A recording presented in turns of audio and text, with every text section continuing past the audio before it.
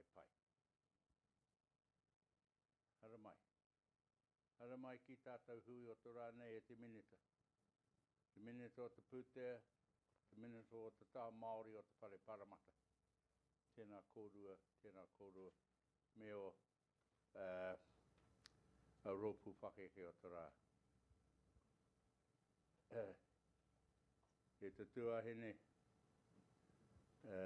tēnei te mihi aki ki a koe me tō ho, ki a koe te waka me te mana no hoki o te waiariki. Nau mai, e te minita e te ho. E te mema rakatero o te whare paramata no Dipton, tēnā koe, nau mai, hara mai ki tēnei rohe, tēnei pūtahi o kai Tahu whānui. Kai te whakapūpuni a hau, mo te kiti ki a koe I raro te maro o tēnei whare. Tēnā koe, tēnā kōrua, a tēnā koutou. Aku huri hau, I pai o tēnei taha. Ni aku te oikana o Ngāti Parau ki kone. Te takata waha nui mō ka hau e whā o tēnei ta rohe. Hei takata pai. Hei takata ho tūtūro kai Tahu o nei wā. Nā te taha whakapapa e te ururo, te taha whakapapa ko tēnei te tuakana. I rauta ka timo tēnā, te mea nui, ko auraki, te mauka tuakana, o ka mauka katoa, kai te pai te taina. Tēnei te mihi o auraki, kia hikurau. Koutou katoa, tātou, mō te kaupapa o te rānei, tēnā koutou, nau mai, te iti mai. Manu tiria, manu tiria, manu werohia ki te koho o te raka, katou rere, katou mai I te ruhi, e tau e koia. Koia, ko tā rariki ki mai Maui, e hara I te whitu me te waru e tau e koia. Koia. E te ti, e te tā, tātou katoa I raro te maro o tātou whare, tēnā koutou, tēnā rā tātou. I'd just like to offer a brief apology for the fact that Mark Solomon is in Wellington, where which I'm very glad he's there because I'm sick of being there. And our Chief Executive Arihia and Charisma are in Australia. But we have the next step in the political leadership is sitting just behind me with Lisa Tumahai, our Deputy Kai Whakahare, is here with us today. Tēnā koutou, e kuku whakamarama ki koutou.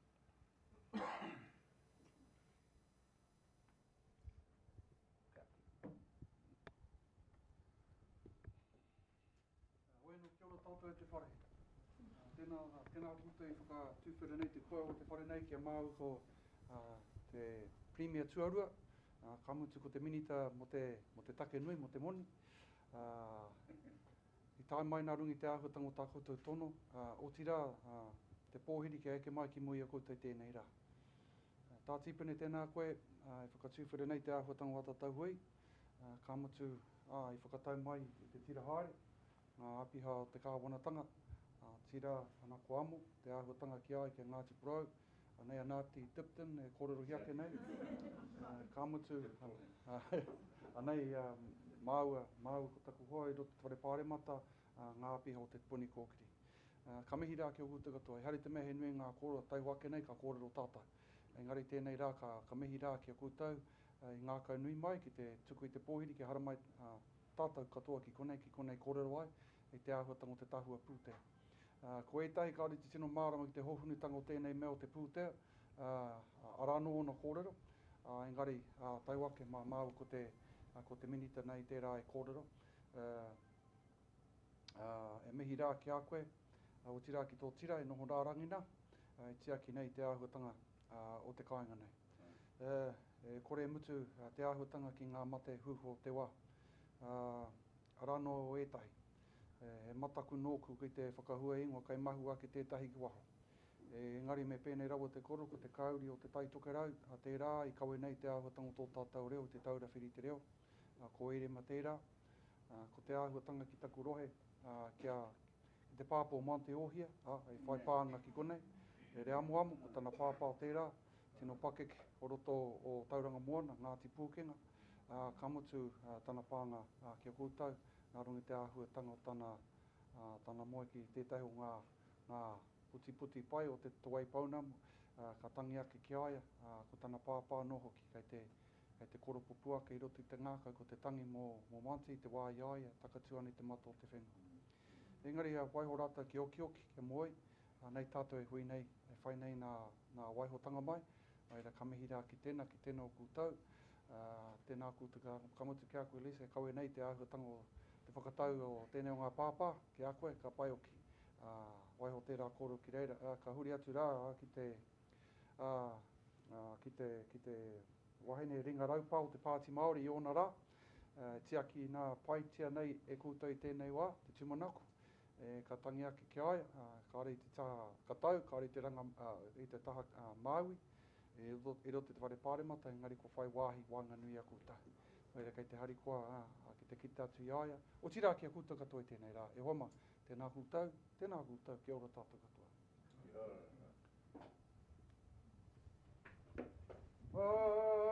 Waira e tauri mate e mara e wahonei ma te tika ma te pono me te aroha e. Oira, huni noa, kia ora tātou katoa, kai raro. Kia ora. Ko mutu tēnei tā.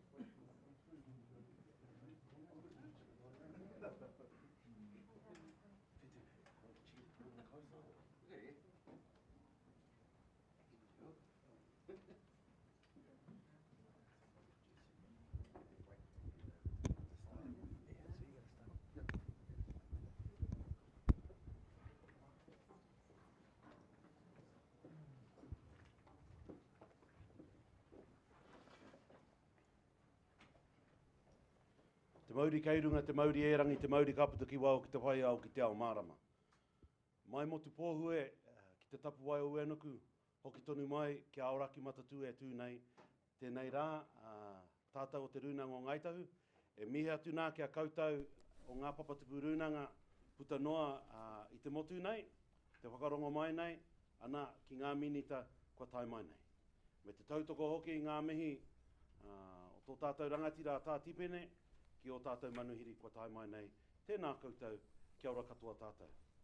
Good afternoon, everybody, and especially to those of you listening in the live stream throughout the island, from Motupōhue right up to Te Tapuwai o Uenuku, and then ngā tahataha e-rua, the west coast, and back here to the east coast. Tēnā koutou.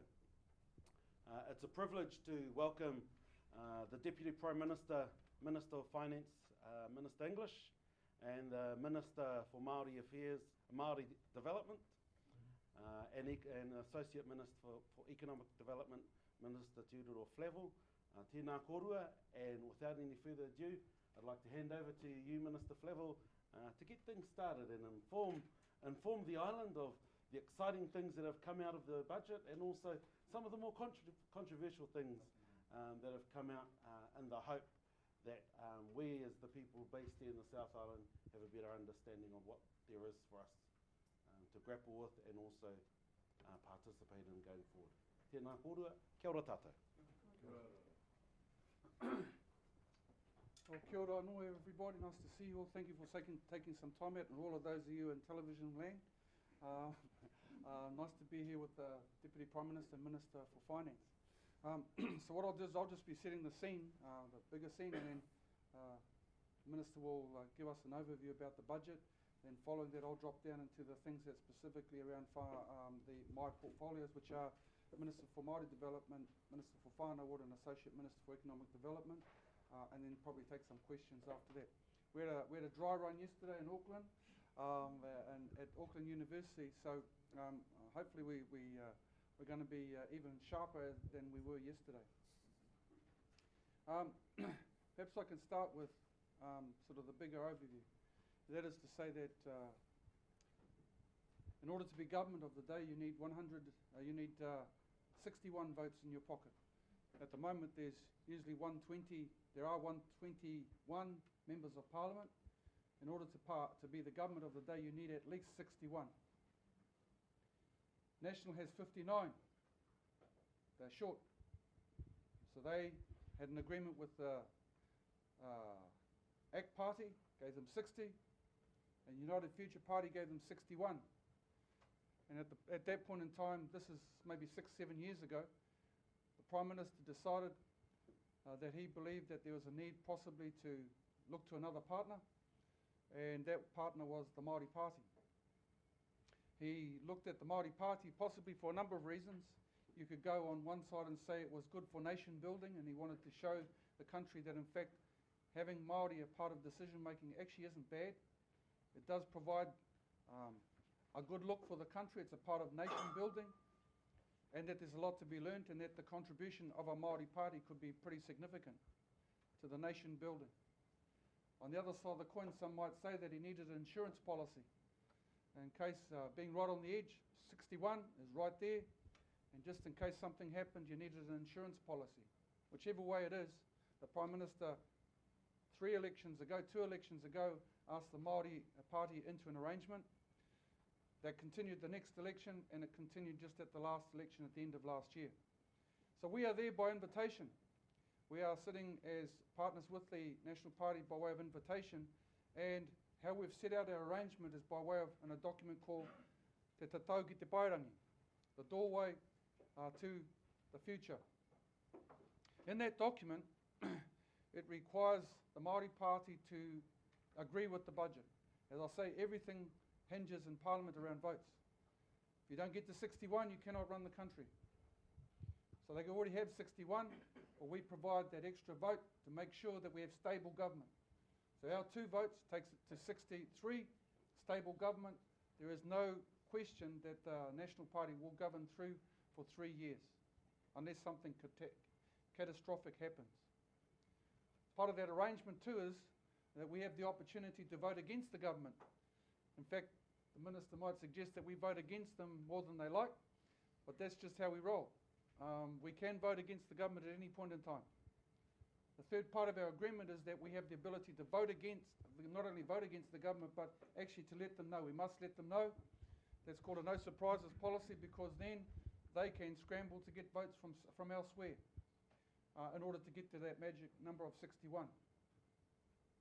The fourth part of our agreement says that we're able to negotiate policy gains. And I'll talk about those a little bit later on, the things that we have been able to achieve, and there are many, both before my time in terms of Tariana and Pita, but hopefully in this budget we've been able to extract a fair bit, and we say actually we've been able to pull a fair bit out of this budget, but we'll talk about that shortly.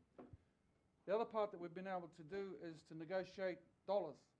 So not only do we get policy gains, such as money that obviously started to find the water, but we're able to get dollars that drops down into specific projects, whether it be warming up of houses, whether it be rheumatic fever. Those are things that we've negotiated through with the Minister for the betterment of the country and Māoridom. And the last part that we get, number 6, is the ability to be a minister. And the reason we took up that is clearly that when you become a minister, you'll be able to have some direct influence in any portfolio. If you're Minister of Education, you run the whole shooting match. In my case, I'm Minister for Māori Development. So therefore, everything that happens around Māoridom, comes into my purview. Not that I can't, but that when we're talking about education, for example, then there's no direct responsibility for Māori education per se, but the relationship accord that we have with National allows me to have direct discussions with those ministers across the board. And so, while I don't have direct influence in terms of money and delegation, I do have influence in the sense that I'm able to talk to ministerial colleagues on a pretty much regular basis. So I can tell you that I meet with the Deputy Prime Minister and the Prime Minister on a monthly basis. I meet with the Minister himself every 2 weeks. Minister Joyce is Economic Development every 2 weeks. Minister of Education every 2 weeks. Minister of Treaty Settlements every 2 weeks. So I have a good relationship with the other ministers. And it's my drive to ensure that I maintain good, well, actually it's ours, Marama and myself as the 2 members of the Māori Party, ensure that we have a good, a trustworthy relationship, because that relationship all started from what Matua Whaturangi Winiata said, is that if we go into a relationship with the government, it must be a mana-enhancing relationship. And many media don't actually understand what a mana-enhancing relationship is all about. What it is about is having an element of trust, honesty, integrity, and when you say something, you do it. You don't back off, and you don't rock the cage and decide, oh no, I don't want to be there anymore. What you say, that's it. And I think that we've been pretty fortunate to be able to have that relationship built up over 7 years or so that allows us to maintain the integrity of that agreement. If that ever came into question, it's all over. And so we take it seriously. We enjoy the relationship that we have with our colleagues here, and they, in turn, I think, respect us. While they don't always agree, we don't always agree on everything, what they do respect is our position and the position that we take on behalf of our people. So I'm Minister for those portfolios, and of course I'll talk to you about those shortly. So that's by way of a quick introduction that in the past, Bill has been on the road and gone around the country straight after the budget, and I remember being, I think it was down here last time, that we had a hui, and we said, well, sometimes we can go out together and present a sort of a combined picture, and I want to hear what he's saying just in case he starts having a go at us. And we want to make sure that he keeps online. But also that I think it's important that you hear in particular about that relationship, but also a combined view about where we want to head into the future. Doesn't mean to say that we solve everything, but what we do have is a good relationship which allows us to build into the future. Homa. So with that, I happen to be here with him today. Yesterday we were in Auckland, and we're trying to catch up as we go around the country. I better tell you that as a hard-working minister, because he's got about 50 hui lined up in the next couple of weeks or so. So I know that he's already hit a fair number already, so he can talk about that. But that's by way of an opening statement and an introduction. So I hope you can join with me in welcoming the Deputy Prime Minister and Minister for Finance, Bill English, all the way from Dipton. Mai te Pakipaki.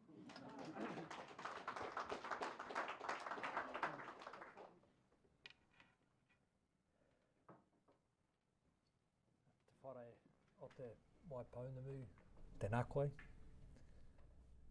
Tā tipini, tēnā koutou mō te mihi, tēnā koutou. Ki ngā tangata whenua, kai Tahu, a mihi nunui ki te ui whānui. Engarau rangatira e hui tahi nei, tēnā koutou, tēnā tātou katoa. This feels a little bit like X Factor up here. I forgot to bring my little loop machine. In case for those of you who watched it, the right guy won it, Bo Munga, and he made all his own music. It was just fantastic. And we're the right guys to win this one, aren't we, Te Oroa? Can I acknowledge Te Oroa and support his comments? The relationship with the Māori Party has been innovative and testing. and he's there every day testing it. And they do vote against us far more than they should. If they understood the issues the way we do, they'd vote for us. And sometimes they do, but they certainly make us work for it. And that sits alongside the ongoing relationship with the iwi leaders group, where Tahu plays a absolutely critical role. That's a constitutional innovation that really no one has noticed because it works so well. It's a group that is regularly in the Cabinet Committee room and involved with policy right from the start, before Cabinet considers it, before the National Caucus considers it often. And it's enabled us to deal with some pretty difficult issues. And, and I'd describe particularly the relationship with the Māori Party as one of respect, not agreement. And actually the iwi leaders group do it the same way, where just because we disagree doesn't diminish the nature of the relationship, and disciplined, focused and work well. So it's good for New Zealand, and it certainly made us a better government, no doubt about it. And some of the big decisions made in this budget, particularly around support for families, are to a significant extent due to the relentless advocacy of the Māori Party through vehicles like the Ministerial Committee on Poverty, which they made us set up 3 or 4 years ago. So I'll cover some of that on the way through. What I want to do is give a bit of an overview about the economy, and then talk about how we're working to change the way government works. And in talking about the economy, I just want to acknowledge the ongoing role that Ngai Tahu plays in the South Island economy.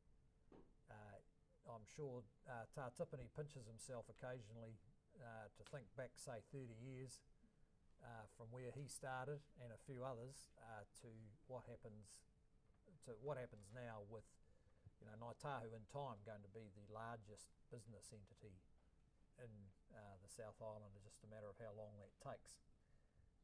And conducting itself in ways that are predictable, that earn respect and make returns, make profits, which you can use to improve our community and your own.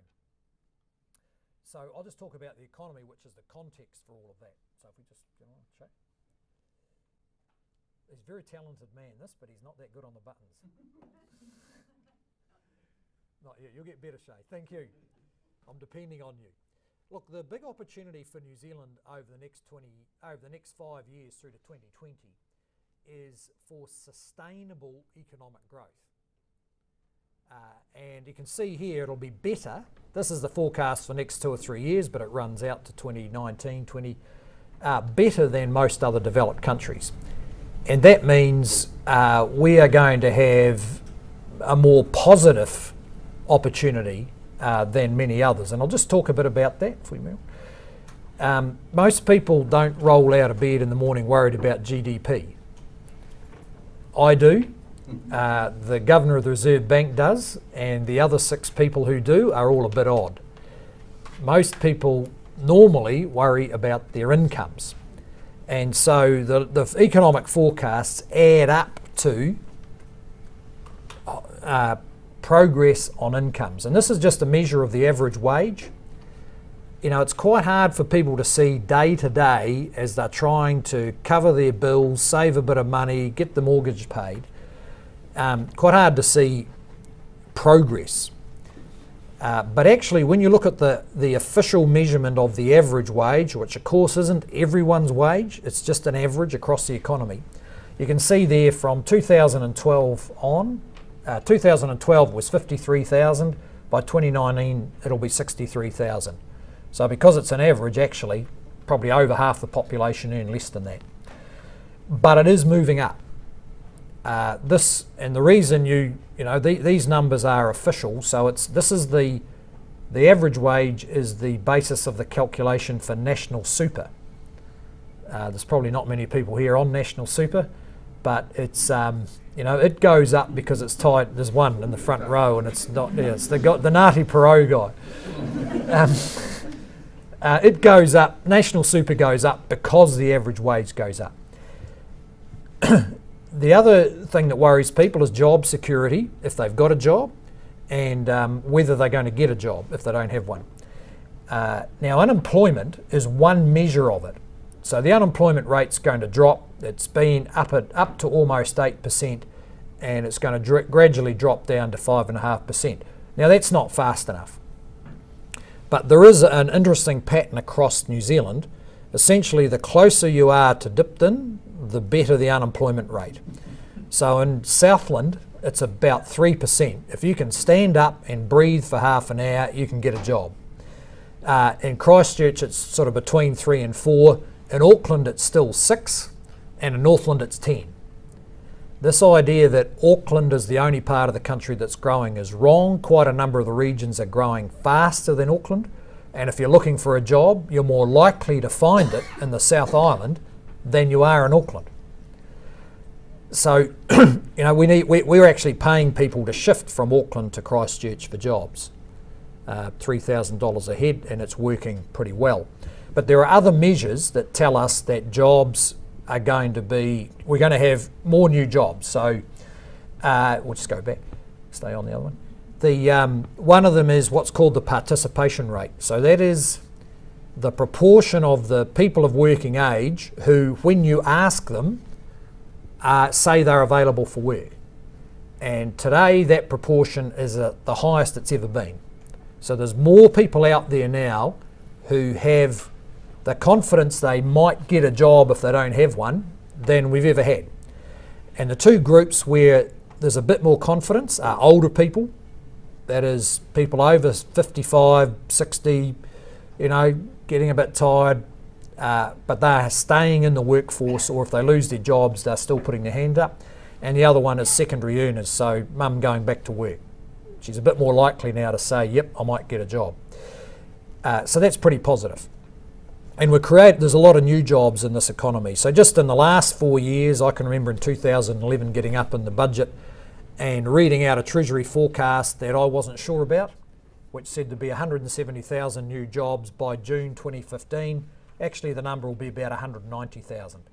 So this economy is getting pretty good at producing jobs. And if you want a contrast, I'd contrast it with Australia.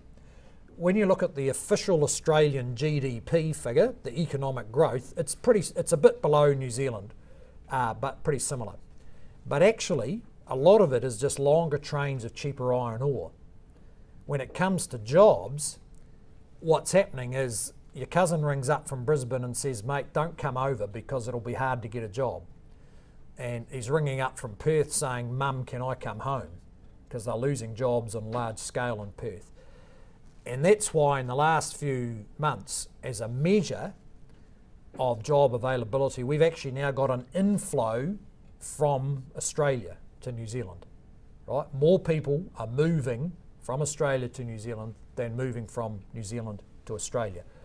And it's not because of the fantastic government, it's because they can get jobs here and it's hard to get them over there. Okay, so that's a bit of an overview about the economy. It's pretty positive. Now I want to talk about the business the government does, because you can think about what the government does as just another business in the economy like Ngāi Tahu. Ngāi Tahu's growing a lot faster than the government, which is good. So the government directly controls about 30%, a bit under 30% of the economy.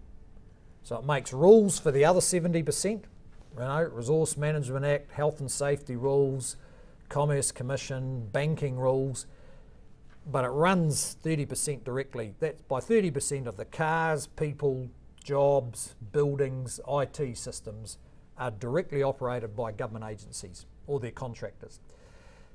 And like everyone else, as you know, we've had to change the way we do business. And one of the ways we're doing it is to make sure that each year the extra amount of money we spend is pretty small. And the reason we're doing that is a whole lot of reasons, but one reason is just being pretty careful with the money we get in. The only reason we have a $73 billion budget is because people who are out there on building sites at the end of the week will give us $300 in PAYE. And I know that if they kept it, there's a whole lot of things they could do in their household with $300. because they all do it, we end up with billions, and we've got to be pretty careful with it because they would be. And the other thing about it is they expect when they give us that money to actually change something, right? So if they want us to pay for health services, they expect those health services to actually work. Or if they pay it to us for education, they expect us as government and whoever else is involved with it to actually ensure that kids get educated. And actually in the past, government hasn't been good enough at doing that. In fact, if I use education as an example, I think in the 10 years up to 2008, we doubled in New Zealand the amount of money spent on primary schools. We doubled it with no change in educational achievement. Now, for 80% of kids, that didn't matter because they were still getting there.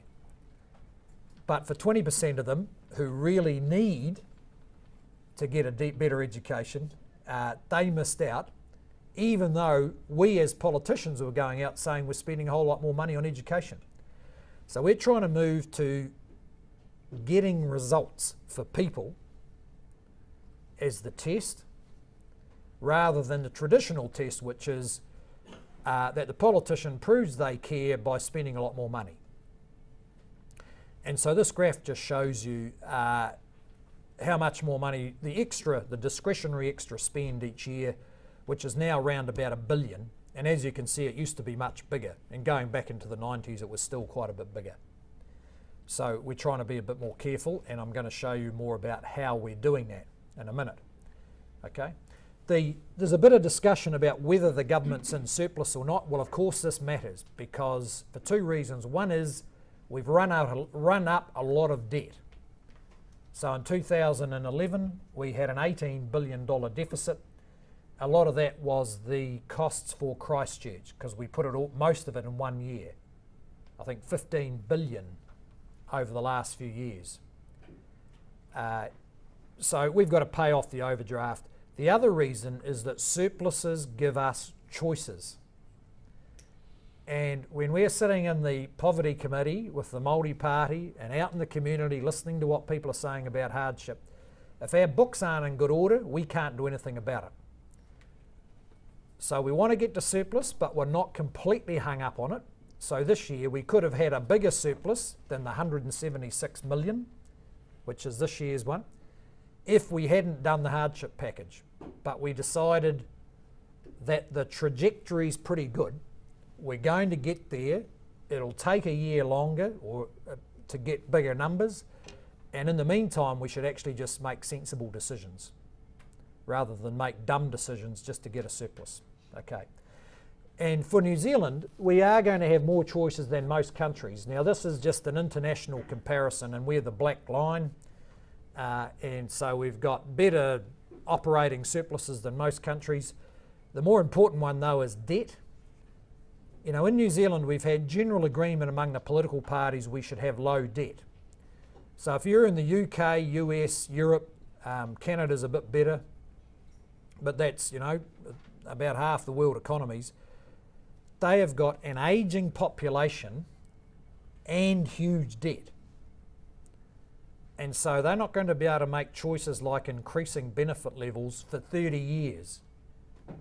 Because it'll take 30 years to get that debt down when they've got fewer workers each year.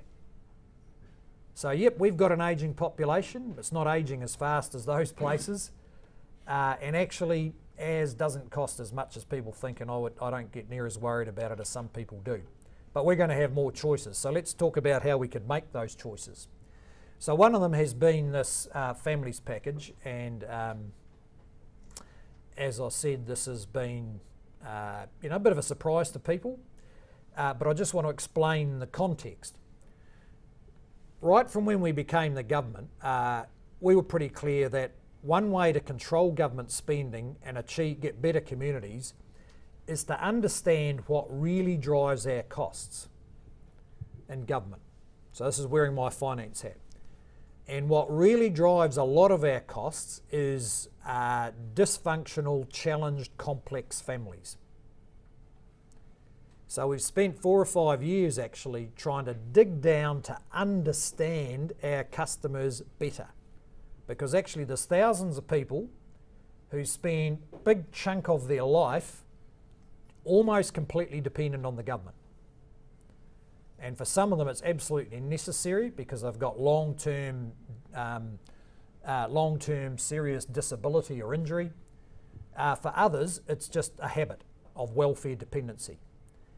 And I think this is a view we share with a lot of iwi actually, as I get around the country, is that we really need to crack the culture that goes with it, which is partly about low income, but also about offending, low educational levels, family violence, and a lot of what government has traditionally done has not actually helped much. So we've spent hundreds of millions on this stuff over the years, and a fair bit of it has just bounced off, because actually we don't know what we're doing. And we're pushing it through government departments and hoping it'll filter down, rather than focusing on the family, their community, and the individual. And this is where the whānau ora kaupapa is actually spreading right across government. It's not just about some money controlled by TPK or commissioning agency as you have here. So we're getting results from that. I'll just give you a few indicators. The number of sole parents on a benefit is the lowest it's been since 1986. It's almost 30 years ago that we had the 86,000 that we've got now. The number of sole parents under 20, which is the heart of our welfare dependency, that's where it all starts, that number has halved in 5 years. So we now have less sole parents under 20 in New Zealand than the number of kids in Burnside High School. Okay? And another measure, we talk about kids and poverty. There's no doubt being on a benefits doesn't help. In the last 3 years, the number of children in benefit households has dropped by 42,000. 42,000 less kids today, fewer kids on a benefit in a benefit household, because thousands of families have actually been able to get work, partly a growing economy and partly because we support them better and ask more of them with work testing, and they've responded, particularly sole parents, responded amazingly well to that. So in that context, putting a bit of money in won't make it worse, like we used to think it would. It'll actually relieve some of the burden of hardship. And the other thing that's in the background is that the gap between benefit and work income is the biggest it's ever been. Back in the early 90s, when benefits were cut, there was almost no gap. And we've actually become concerned in recent years that people on benefit have been falling too far behind people getting a work income. So we just move through. As you're probably aware, $25 increase to family benefit for benefit levels where there's a family, and $12.50 for the in-work tax credit. And that covers over 200,000 families. So that'll all roll out on the 1st of April. One thing that hasn't happened, which people have heard about for a while, we'll move to the next one, Shay, is the free GP visits for under 13s. Hasn't actually happened yet. It happens on the 1st of July. And then the benefit increase on the 1st of April, because we're taking the legislation for the benefit increase through the parliamentary process. That'll take a few months and then it's got to be implemented. And as we pointed out here, the minimum wage went up 50 cents an hour on the 1st of April. So this is a bit of a consistent pattern where, with a steadily growing economy and better government books, we can distribute the benefits of it to people in a way that encourages them to feel like things are going somewhere. Righto. I said before about how we've focused more on results, and this is pretty important. Even though we've been in the budget, there's only $1 billion of extra spending, and that's less than it used to be, we are actually getting better results for people. And as you all know, often when we're trying to find a solution, more money isn't the solution. It's other things. And I'll just give you one example. We're trying to get 18-year-olds to get NCA level 2 because that's access to skilled work and all the tertiary opportunities. Education has done a lot of analysis about working out whether kids are likely to get NCA level 2. And one of the things they found out is that about 1,000 kids a year leave school at the age of 14. Right? So there's no point in putting money into the schools to get those kids.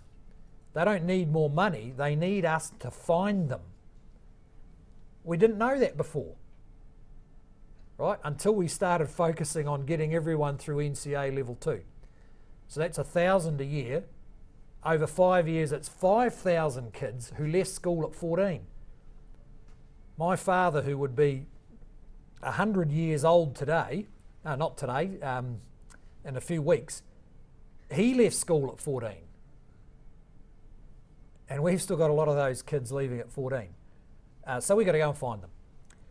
There's other examples here we could talk about. Rheumatic fever.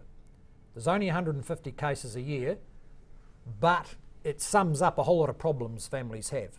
And we've had to work, or the health, housing, welfare services are working very hard now. And after 3 years, they might be making some progress. But actually, if you say to government officials, what do you do to stop a 34-year-old male coming home a bit drunk and beating up his kids because he got angry with them? Actually, we don't know. Right? And we spend over $80 million a year on family violence programs. There's not much evidence that any of that spending makes much difference. We certainly do a better job of supporting victims, but you know, as someone said to me, all you're doing is getting them in good enough shape to go back for it to happen again. And in some cases, that's what happens. So we've got to have a pretty hard think about that. Of course, everyone's against family violence, but the answer isn't more money. It's a much better understanding of the environment where it happens and who can influence it. Because actually, policymakers can't influence that home. But someone there can, the family, the sports club, whoever. So all this is about understanding our customers, right? Most businesses want to grow their customers by growing their revenue. We want to reduce our customers and reduce our costs. And so what we're doing is applying to them pretty straightforward investment analysis. So if we just move on. So you might be surprised how little government knows about people who spend a lot of time bumping into our services or in crisis or whatever. And in the last few years, we have spent a lot of time understanding not where education spends its money or health or welfare. People don't live in government departments. We now understand much better what happens in their lives. And the basic principle is we've got to reorganise ourselves around them rather than expecting them to organise themselves around the government. Because actually, for a lot of people, that doesn't work. And this is just one example of a whole lot of examples we could go through. So we're talking here about 5-year-olds. There's 3 things that are now we know the strongest indicators for a pretty difficult life. You're in a household where there's a SIFT notification, parent on benefit for more than 3.5 years out of those 5 years that you've been alive, and a parent who's had contact with corrections, which is a lot of kids actually. In quite a few places around New Zealand, 10% of all kids have a parent who's been in prison, is in prison, or is on some kind of community sentence. So the good news is that's 1% of all kids born, 60,000 in a year. That's the size of one big primary school in Christchurch. We can deal with these kids one by one. If we know who they are, or someone knows who they are, who's allowed to, and if we get thoughtful about how to avoid the things that are going to go wrong, rather than waiting for them to go wrong and hoping that in a crisis, the well-intentioned professional people who have to deal with those crises can come up with a permanent solution. They probably can't. The bad news is, over 20 years, we've got 20,000 high-risk kids under 20. Or 12,000 over 20 years. And let's see what happens to them. Okay, just keep clicking.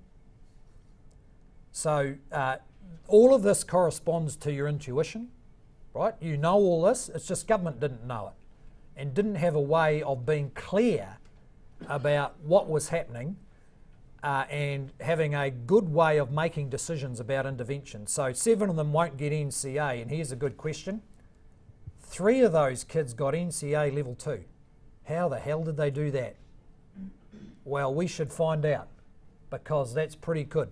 That's a pretty resilient, tough, driven kid who in a bad environment has got there.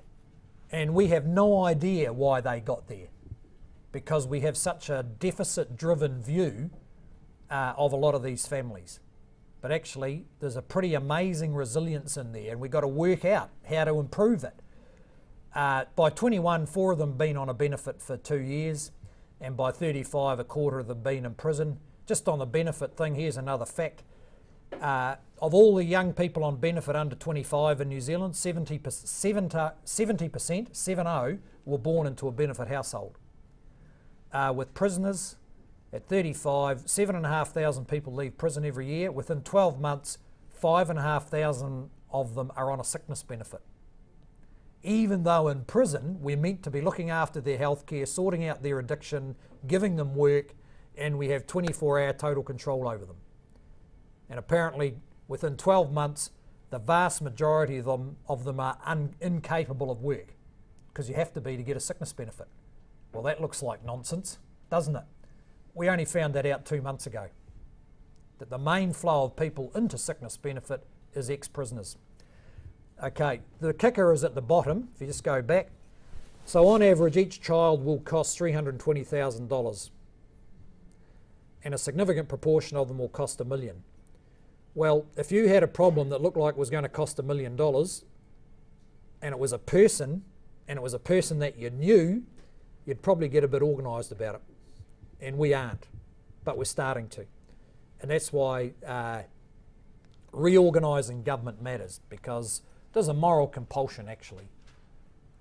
If you've got a rough idea that among this group of children there are some where the $1 million isn't just a cost. Yeah, sure, I worry about that, we'll have to pay the bill, but actually it represents quite a lot of misery.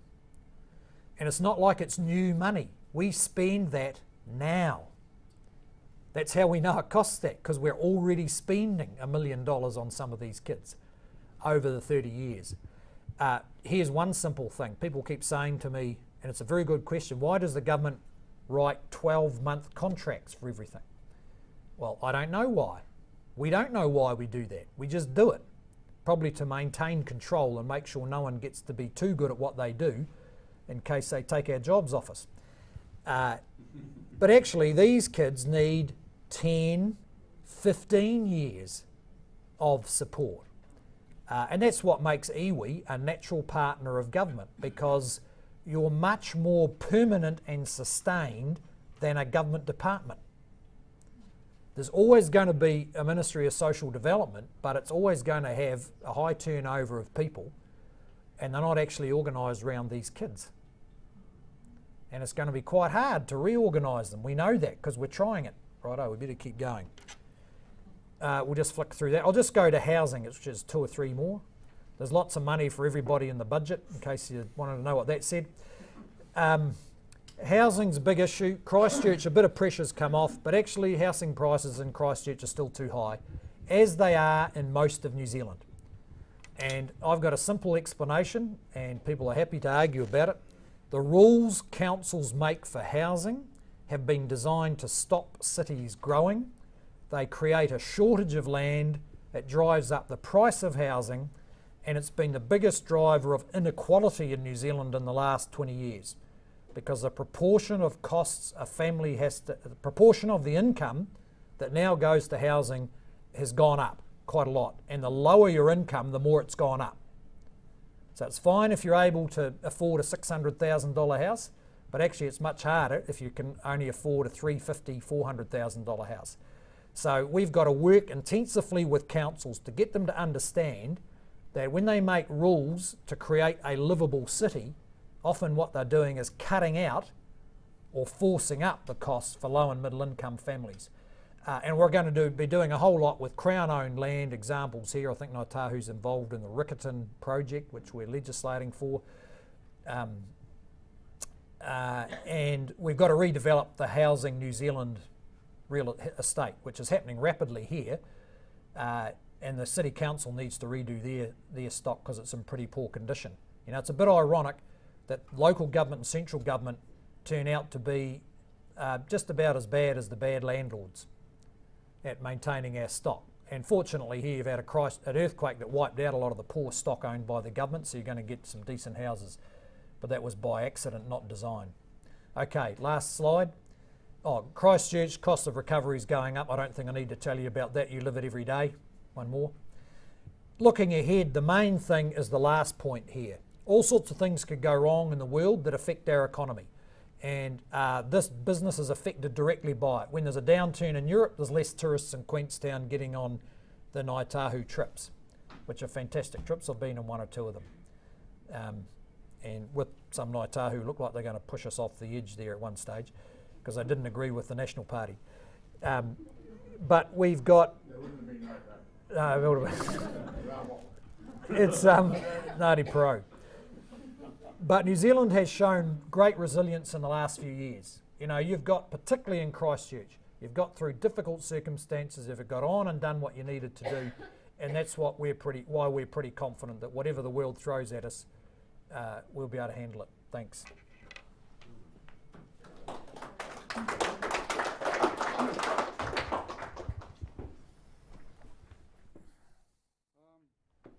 Ka mihi ki te minita, he pāinga nō raka puta e nei kōrero ne. So I think that it's been great to be with the Minister and taking this kōrero around, because people, you hear all sorts of things in the media, but to get it direct and get it as much information as you guys have got today, I think has been pretty important. So can I just pick up on a couple of points, not to go too long because I want to have some questions from you obviously.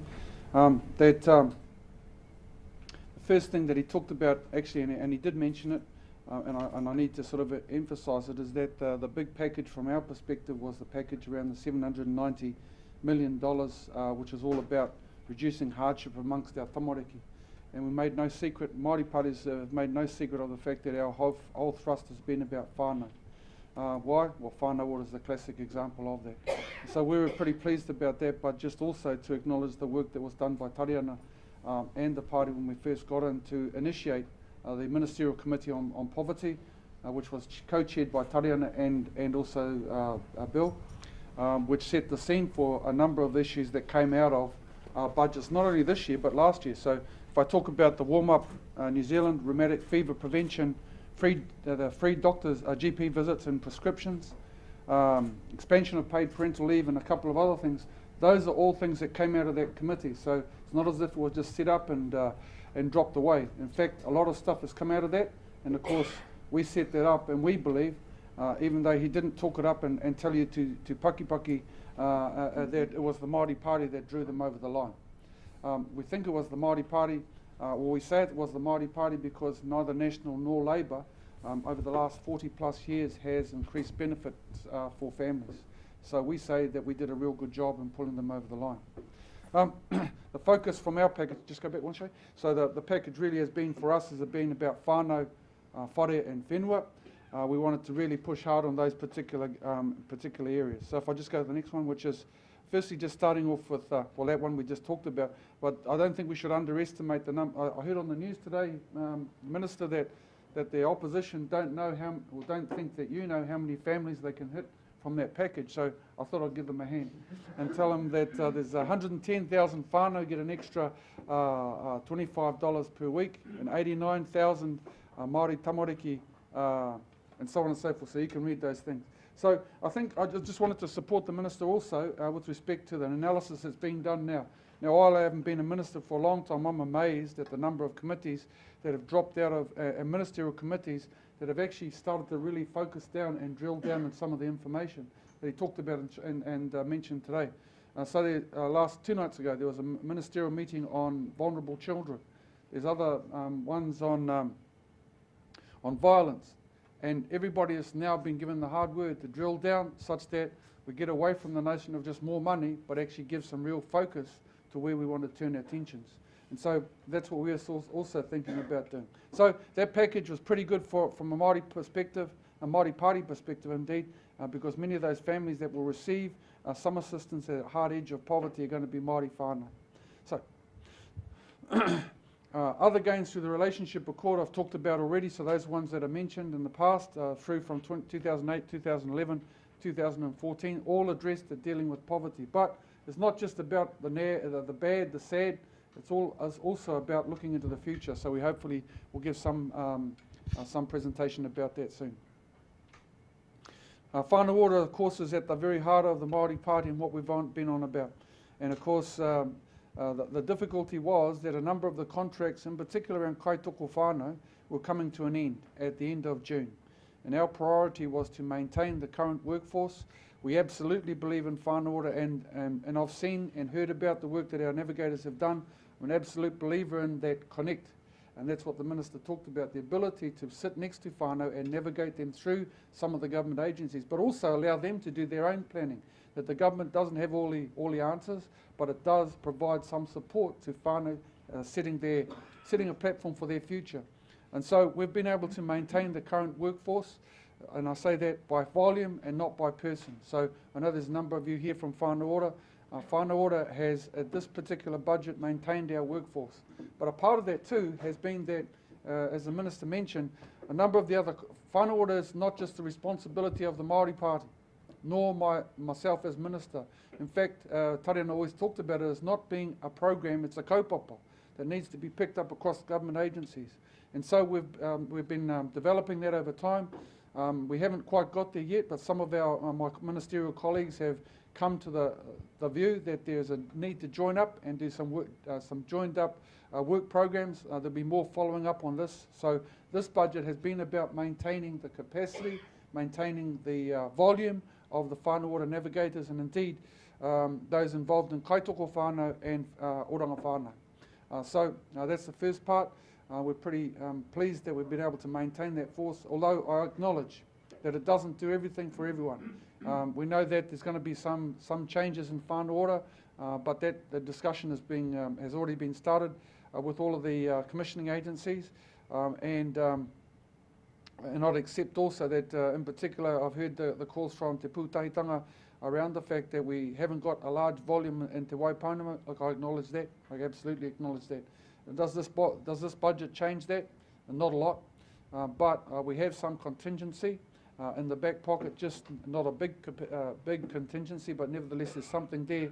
Once we allow the commissioning agencies to deal with the workforce that they have at the moment, then we have an opportunity down the line to be able to distribute some of the places that we have in the back pocket, around 20 or so positions that are maintained, such that we can address the issues that the Minister talked about, and that is to find those places, to find those whānau and place very much, or attempt to move with the commissioning agencies to place those people in the best position. So that's Whānau Ora. The second part about that package is that we get two shots of the pie. One is by way of ministerial portfolios, and the other one is by our relationship accord with the National Party. And we chose in this particular situation to look at dealing with a lousy issue amongst many of our communities, and that's to do with child suicide. So the budget gives $2.1 million of new funding to rangatahi Māori suicide, and I think that having been to the Māori suicide hui in Rotorua just a couple of days ago and hearing the stories that many of our family have to face, I think is absolutely appropriate. I've seen myself the devastating effects of suicide on many of our whānau. Is this going to really make a huge difference? Possibly not, but it is a part of adding to the pūtea that is already there and available in this particular field. We know that Māori are 2.4 times higher. The rate for suicide is 2.4 higher than our non-Māori countrymen and women, and that New Zealand is very high up there in statistics. So this will look to sort of contributing that and hopefully taking a Whānau Ora approach to dealing with the situation amongst our communities. The next one is dealing with whare, and when I became a minister, we received some money with respect to housing, and it was in a sort of a unit called a housing unit. And if housing was over here and looked this big, as wide as my arms, then our portion was about this big.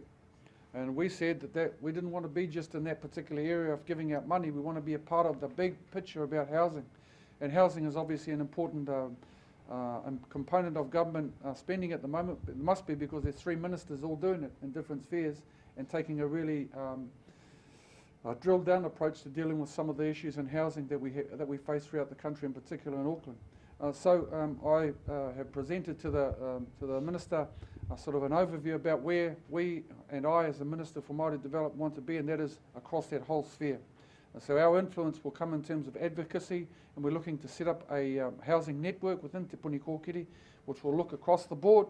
We'll have some specific pūtea amongst it, one of which will be called a whānau housing response strategy, which will focus very much on housing deprivation, and we will look to having a team available to give assistance to work with whānau across the board. We have to, because all of those statistics tell us pretty much the state of Māori housing at the moment. So $35 million is available for that.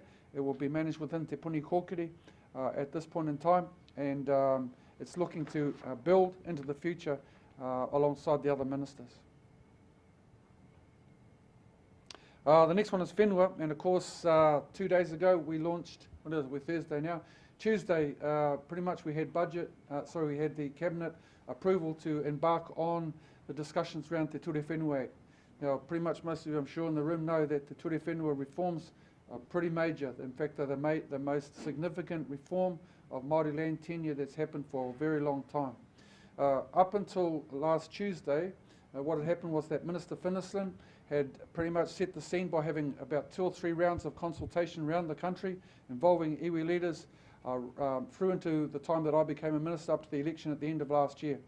A lot of work had been done to shape up a Ture Whenua Māori Act, and when I became a minister, Minister Finnisland handed that responsibility over to me. When I got that, it was clear that there was still a large number of issues that still needed to be addressed. When I say a large, actually not a lot, but still there were some issues to be addressed, and I decided that it was best to pull together an advisory group of people working in this area. There's about 7 of them, and I charged them with the responsibility of preparing this particular bill for submission to Cabinet. What are the main thrusts of it? Well, you'll find out when the consultation round starts in about another 2 weeks or so.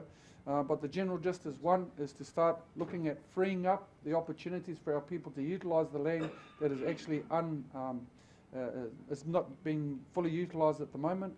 And secondly, to ensure that those rules are not so free and easy that allow the land to be alienated at the drop of a hat. So there's been a lot of work.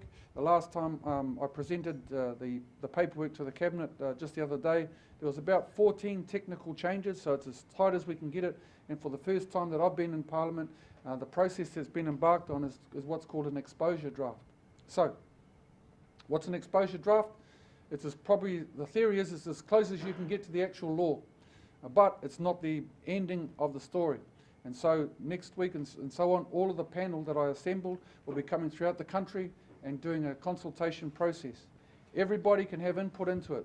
There is a deadline to get some submissions in, but for the purposes of the discussion, that deadline is about allowing everybody to have a say to try and get stuff in, but there's still opportunities into the future to be able to give some advice about that act. Once that's done, it'll all come in. The panel will look over the detail of that law and hopefully shape it up to prepare it to present to Cabinet for approval, and then we put on the table of Parliament around October of this year. Around October of this year, it will then come out again from the parliamentary process through the select committee process, which allows everybody to have another shot at it, and then pretty much give some deal with the detail such that everybody again will have opportunity, and when it comes back it'll be hopefully nice and tidy. So that's just to let you know that information is available right now on Te Puni Kōkiri website. If you want to see the details, and David, do you know when the ones down here? Next Wednesday. Next Wednesday. So the consultation is next Wednesday, and that's where? Ngā hauewha. All right, so if you want to go along and listen to what the detail is, go along there, have some input, but take some time to consider it, and I just implore everybody to get along to that particular hui. Now, what does that mean in terms of the budget? It means that we've got $13 million, because changing the law by itself is not necessarily going to mean that there's going to be some economic development straight out of it. So what we've got is looking towards a couple of work streams that deal with some of the stuff that will come out of the Ture Whenua. So we know that there's 1.4 million hectares of Māori land that's unutilised at the moment, and the work streams are to deal with things like landlocked land,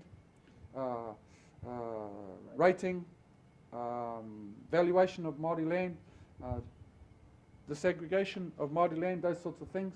So there's some work streams that are going to come out of that, which we hope will be able to prepare it such that when it becomes law at the beginning of next year, then the works would have been done, and therefore we can move it forward as fast as possible. So that's Te Ture Whenua.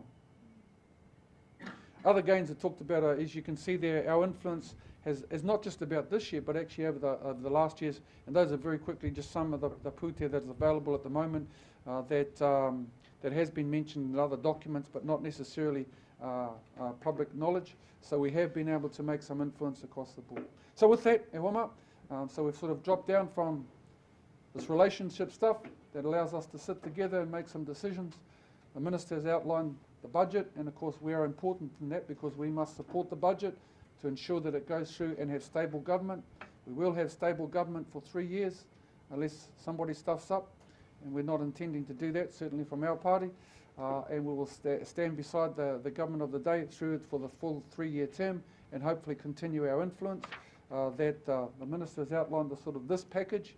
There's a budget every year, so we know that next year we can look forward to some more.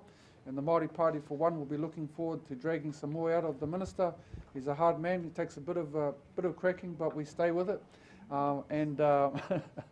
He doesn't roll over for the Māori Party, so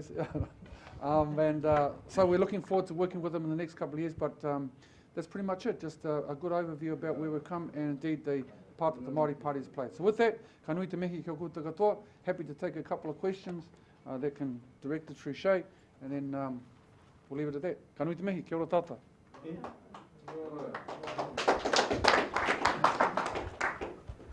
Are there any questions for either minister?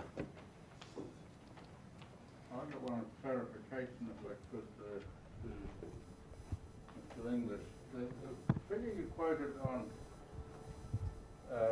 you doubled the money, the investment in education, but for no apparent result. I missed the numbers, and they were quite impressive as they came through, but I failed to retain them. Could you drag them back to the surface? Oh, no, look, I have to get you the actual numbers. The stab would do. It was one of the things that got us pretty interested in national standards, which came after that, right? So starting in about the mid-90s, we and then the Labor government cranked up the money into primary education a lot. And it doesn't actually need a lot more money. What it needs is, as is happening now, attention to the kids who have to lift their achievement. Yeah. Okay. It was just that.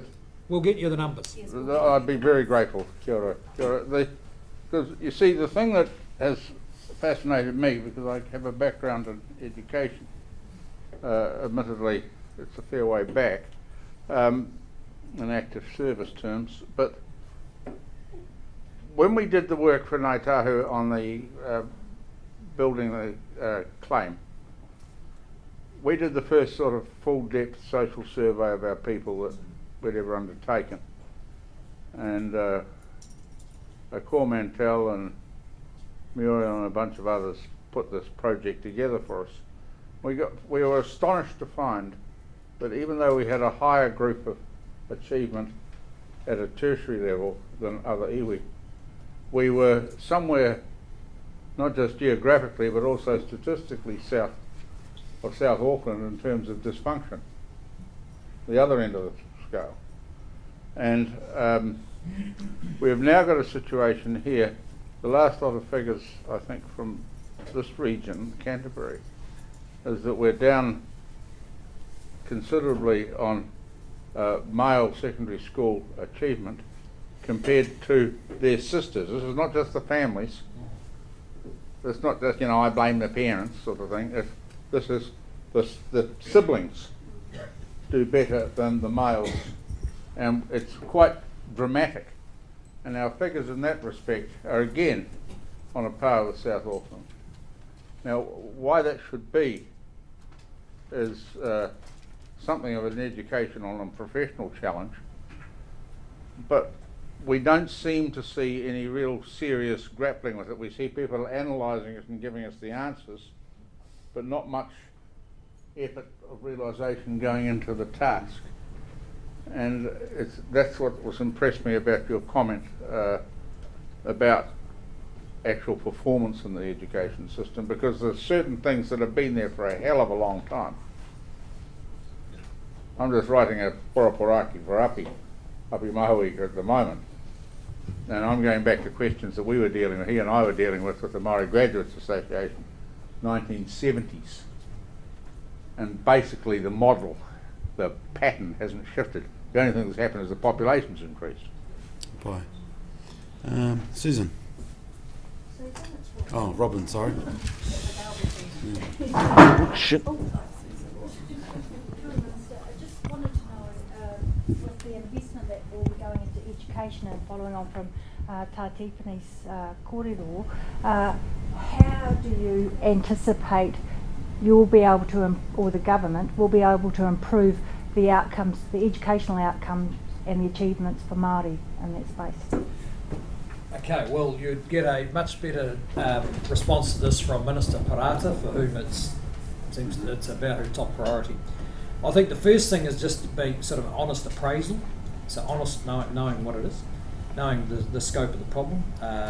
Tiffany's just pinpointed a part of it, which is Māori boys in particular, and she's working very hard on how you translate that at the individual school level, and can now turn up to schools as she does and say, right, there's 15 kids here who we've got to get on track age 13 or age 10, otherwise they're not going to get NCA level 2.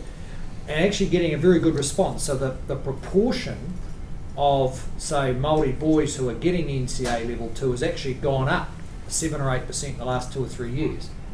Those are probably the easy ones, and we've got to keep that up. And then the trick is the next 7 or 8%, and that's going to take a more focused intervention, because one of the problems in our schools is the funding formulas and the organisation is designed for mass production, treat everyone pretty much the same. And actually some of these kids are going to cost 2 or 3 times as much to get to the level. And we've got to get a bit more targeted about it. So the supplementary to that, so the investment that's been made into vulnerable children, given that Māori have double the rate of poverty in this country to other New Zealanders, will there be, will the government, I guess, target some of that money, or quite a high proportion of that money, towards Māori children? And also, yeah, so that's the first question. Well, we will, if you can show that you or whoever else is proposing it can actually have an impact, right? So it won't just be more money, it'll be more money with some pretty demanding requirements about having an impact. And we've got examples, we've got enough of that going on to give us confidence that when you get, if you know, here's the very simple formula, because I can't handle complexity. You have to answer these questions. Which kids where? So it's not Māori families, it's these ones in this suburb or this town. And then who has a trusted relationship with them? Because a lot of those families escape the services because they don't trust anybody, and it's understandable why they don't. Like, the next person who comes through the door might take my kids off me. So guess what? I said I'd be there at 10 o'clock, but I'm not. And they can't, there's no one in the house, right? Or they've had tangled with the law, which a significant number of the families have. So which people where, who's got a trusted relationship, and what decisions can that trusted person or organisation make that will make a difference?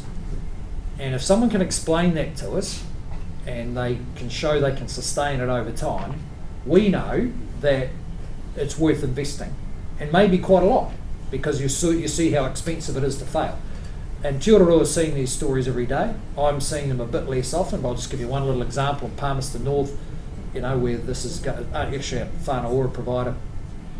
A house which they picked on because in 12 months had been 161 police call-outs. And people who knew that guy went in and sorted him out. And they'd had 6 months with no call-outs. But they were there every week. That might take years to sustain it. And they had the video of the guy saying, yeah, well, I didn't realise it could be different. And it's pretty hard, but it feels better. And you thought, it'll only take him a day to fall back. So that's the level at which we need the questions answered. That's the sort of stuff we're talking about in terms of, it's always been at the heart of whānau ora, ne? That's why we've been trying to drive other ministers, talk to myself, talking about in health, in education. MSD is about the importance of having whānau ora as a kaupapa and how people work within our communities to make those join-ups such that we get past the issues that the Minister just talked about, that is trusting relationship to take them from point A to a better place. I've got Lisa, then Norm. and we've only got 5 more minutes. I'll go as quickly as possible. So I've got 2 statements and 2 questions. So I'll start with the statements because I cannot pass up the opportunity because you're here. My understanding is Māori specific funding is only looking to be coming out of one minister, and that's hugely disappointing, particularly if we're looking at whānau ora across agencies for other government agencies to buy into whānau ora. I would have hoped to have seen more. That's my understanding. Whānau ora navigators, I have to take the opportunity to say that it is incredibly disappointing that there are only a maintenance of those nationally. 230 nationally is disappointing, but more specifically for the South Island, by maintaining, that gives us the ability on your figures, Minister, to deal with 148 families across the whole of the South Island. So just to share the disappointment publicly, it's an inadequacy, and if there are 20 sitting, then make a plea that there was a strong consideration for Te Waipounamu in that decision making. Moving to my questions, the first one is around the Rangatahi Māori suicide prevention. Really pleased to see new money, more money for suicide prevention specifically for Māori.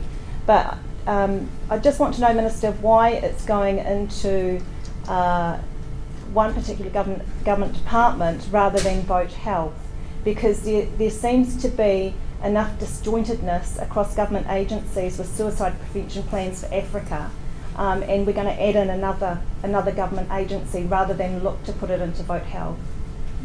Well, we're giving some consideration to that because it's right that there's money across the spectrum. We'll just suffice today to just tell you right now that we're just giving consideration about how we best use it, because it could be on the other side in whānau ora and questioned out and come that way. But I've got to work with the colleagues, the other ministerial colleagues, about how we best utilise that money and give better consideration to ensure that, as the Minister said, that it does hit the place that we have targeted. My second question is around, Minister, you use the analogy of not spending money just to show that we're doing something and putting more money in, and I agree with that. I think we need to look at better ways of doing things and how we can do more transformative stuff.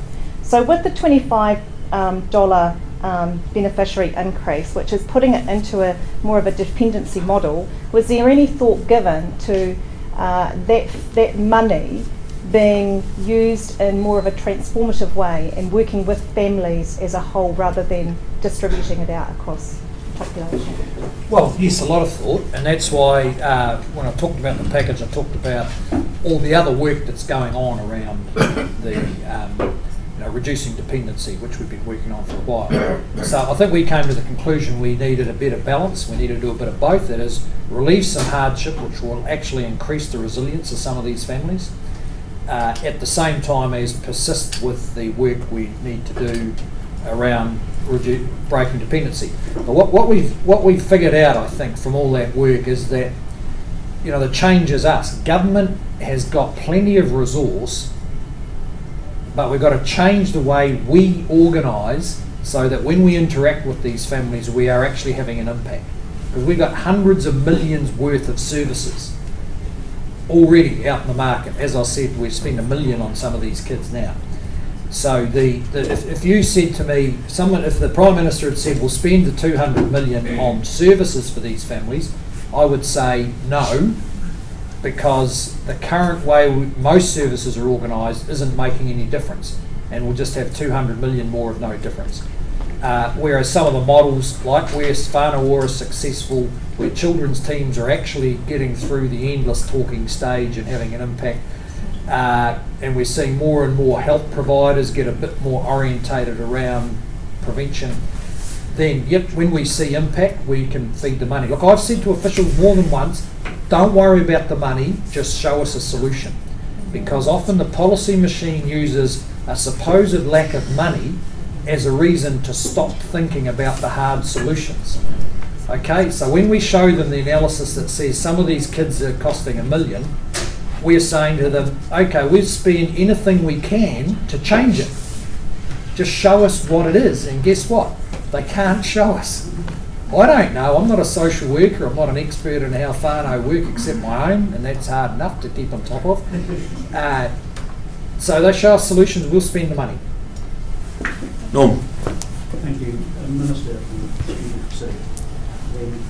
I just wanted to add on from what Lisa Tumai stated, and draw the comparison of 7 whānau ora kaitoko whānau workers and navigators for the South Island. That's what it equates to.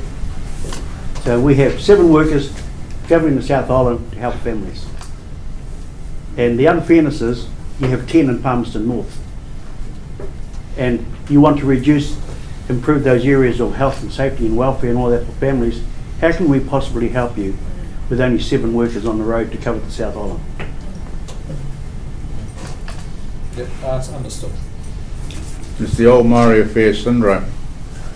They have the same mileage rates with the Taitokero in Auckland as they have been for the whole of the Waipounamu.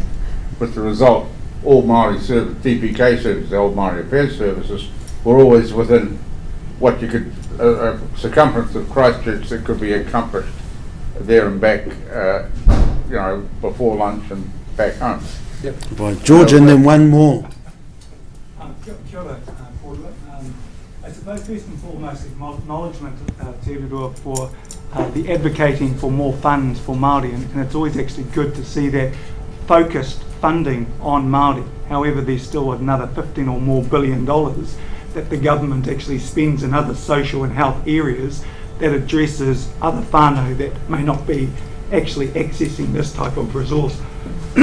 I suppose the question that I actually have is that you've got a lot of not mainstream providers that are delivering services to Māori families, and they get millions and millions of dollars for the unwellness and the uneducated and just the social negatives of Māori Pacific throughout the country. Some of them work, but most of them don't. Are they actually going to be accountable for the money that they receive for non-delivery of services that they provide to our people? Well, yes, the answer to that, of course, is yes, and that's a disturbing prospect for all of us.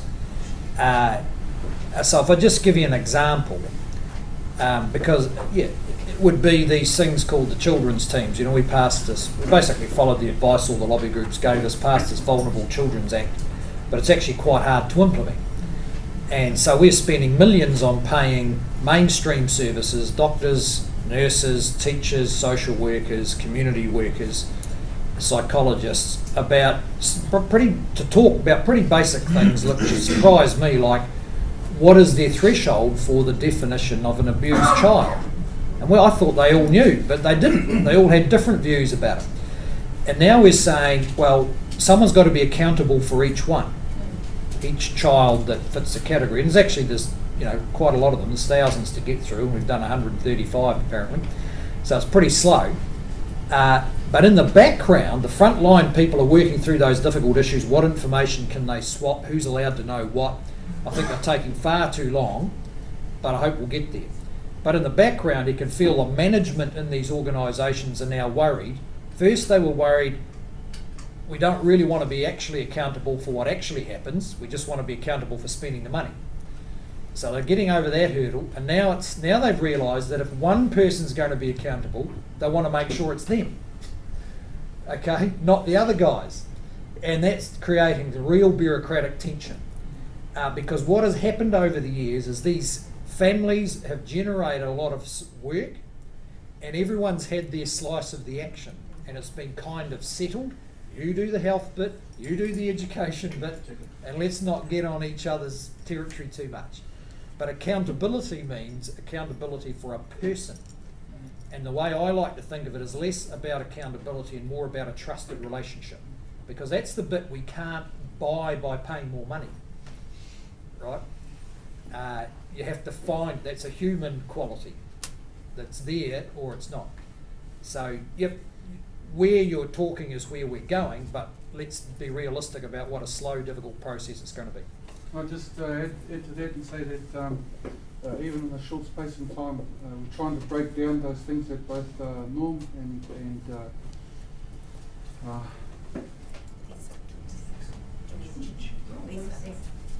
Lisa and George. We're talking about. Sorry about that. And that's been working with the other ministers. So just recently I've been having good meetings with Minister Tahu, for example, who's really clear that actually there's a lot of people in her ministry that are doing whānau ora in a different guise, and some of them are trying to and not doing it necessarily all that well. And she accepts the principle of whānau ora.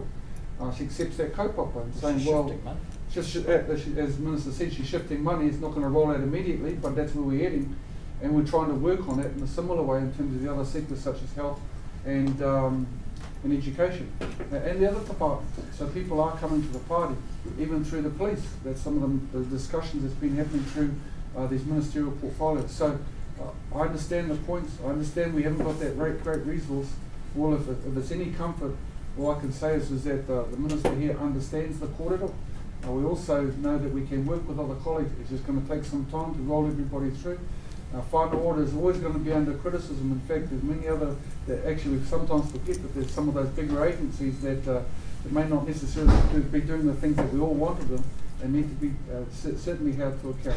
But that kōrero is happening at the moment, and we're looking to try and make some serious inroads there in the next year or so. Kati, we're out of time, unfortunately, because the Minister has to go to an interview and he's 5 minutes late. Nō reira, koutou te wakarongo mai nā I ngā waanga katoa o te mautere nei, o te motu nei, tēnā koutou, hoki tonu mai kia tātou, kia kōrua, mau pē te matua e hoka kapi. Māku.